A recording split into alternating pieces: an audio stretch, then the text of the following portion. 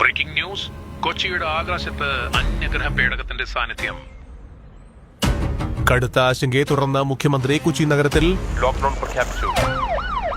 ആരും പുറത്തിറങ്ങരുതെന്ന് കർശന നിർദ്ദേശം. അസാധാരണ സാഹചര്യത്തെ തുടർന്ന് നഗരത്തിന്റെ നിയന്ത്രണം പട്ടാളം ഏറ്റെടുത്തു. ISROയിൽ സയന്റിസ്റ്റുകൾ പേടകത്തെ സൂക്ഷ്മമായി നിരീക്ഷിക്കുകയാണ്.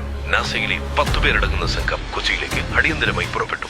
അതേസമയം കാക്കനാട് ഭാഗത്ത് അന്യഗ്രഹ ജീവികളെ കണ്ടെന്ന അവകാശവാദവുമായി പത്രവിതരണക്കാരൻ സനൽ മുന്നോട്ട് വന്നു. ഞാന് രാവിലെ പത്രം ഇട്ടിട്ട് വരുമ്പോ ആ കടയുടെ ഭാഗത്തായിട്ടാണ് കണ്ടത്.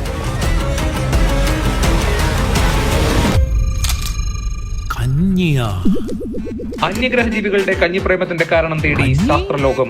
അന്യഗ്രഹ ജീവികൾ നാട്ടിലെത്തിയത് കഞ്ഞി കുടിക്കാൻ. എങ്ങനെ വരാതിരിക്കും? കട്ടത്തൈരും പുഴുക്കും ചേർത്ത് ഞെരടി പഴം കഞ്ഞി മേടിക്കണം.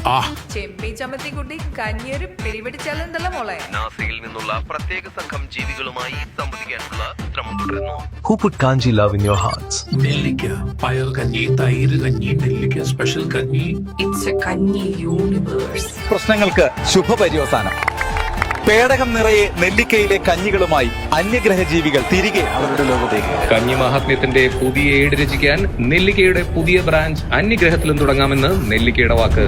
നെല്ലിക്ക, the universe of കഞ്ഞി.